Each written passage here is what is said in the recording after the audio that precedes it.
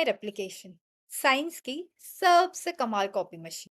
आपके घर का प्रिंटर अगर हर बार परफेक्ट कॉपी निकाले, बिना इंक खत्म हुए, बिना कभी जैम हुए, तो आप उसे क्या कहेंगे?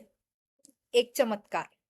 लेकिन आपके शरीर में हर सेकंड ऐसी लाखों कॉपीज बन रही है, गलती के बिना। इस कहानी का नाम है डीएनए रेप्लिकेशन, एक स्टोरी जो सिर्फ बायोलॉजी नहीं, लाइफ के हर चैप्टर में लिखी गई है। सब कुछ एक सिग्नल से शुरू होता है, सेल डिवीजन। डीएनए के पास जिम्मेदारी होती है। अगर सेल डिवाइड होगा तो दोनों नई सेल्स को पूरा जीनोम चाहिए होगा। डीएनए ने अपने एंजाइम दोस्तों को बुलाया, चलो काम शुरू करते हैं। लेकिन ये काम सिंपल नहीं था। एक डबल हेलिक्स को तोड़कर हर बेस को एग्जैक्ट मैच के साथ जोड़ना था। डीएनए में 4 बेसेस होते हैं, adenine, guanine, thymine and cytosine. Copy बनाते समय जहां एडेनिन है वहां थाइमिन आएगा, और जहां ग्वानिन है वहां साइटोसिन आएगा। एक और चीज जो ध्यान में रखनी होती है वो है डायरेक्शन। डीएनए के 2 एंड्स होते हैं, एक 5 प्राइम और एक 3 प्राइम। रेप्लिकेशन या कॉपीइंग हमेशा 5 प्राइम से 3 प्राइम की तरफ होता है। सबसे पहले आई हेलिकेज, एक एंजाइम जिसे डीएनए के जिपर को खोलना था, या फिर ये कहे कि डीएनए के डबल स्ट्रैंड को तोड़कर सिंगल स्ट्रैंड बनाना था। लेकिन हेलिकेज के सामने थी एक मुश्किल। उसे समझ नहीं आ रहा था कि डीएनए को खोले कहां से। तभी आवाज आई एक इनिशिएटर प्रोटीन की। उसने कहा, किसका है ये तुमको इंतजार? मैं हूं ना। इनिशिएटर प्रोटीन ने डीएनए के ओरिजिन पे जाके हेलिकेज को सिग्नल दिया।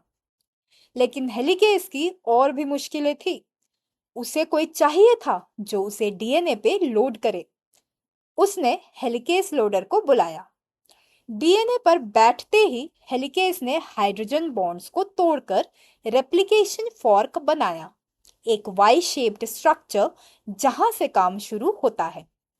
क्योंकि ये काम बहुत मेहनत वाला है, इसीलिए कहीं हेलिकेज थक ना जाए, हर पल उसे एनर्जी देता रहा एटीपी।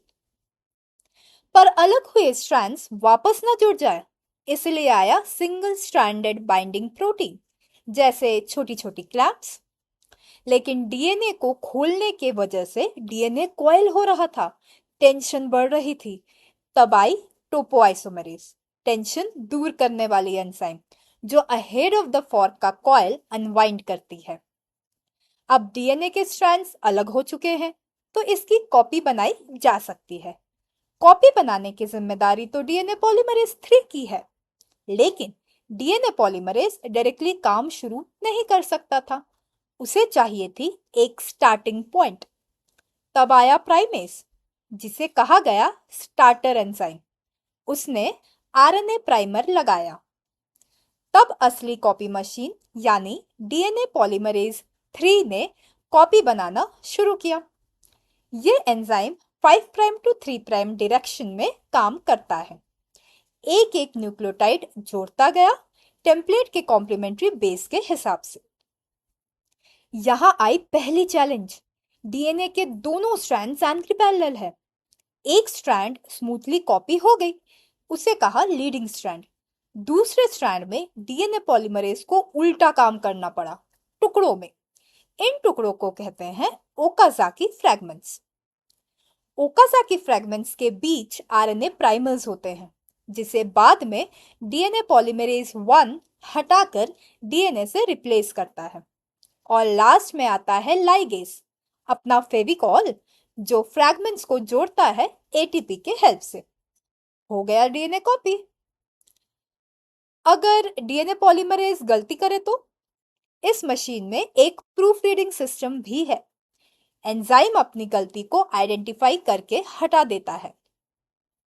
इसीलिए डीएनए रेप्लिकेशन की एक्यूरेसी होती है 1 in 10 to the power 9 nucleotides.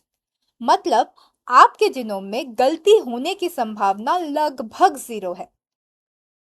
Hello friends, तो कैसी लगी आपको आज की story? Moral of the story क्या है? कि अगर हम सब मिलके एक साथ डेडिकेशन के साथ और पेशेंस के साथ कोई भी काम करें, उस काम का एरर रेट कम हो जाता है और सक्सेस रेट बहुत बढ़ जाता है।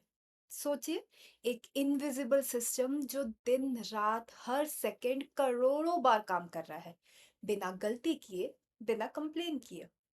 अगर आपको आज की स्टोरी पसंद आई तो कमेंट में लिखिए, DNA is life's best engineer. अगली कहानी कौन सा सुनना चाहोगे?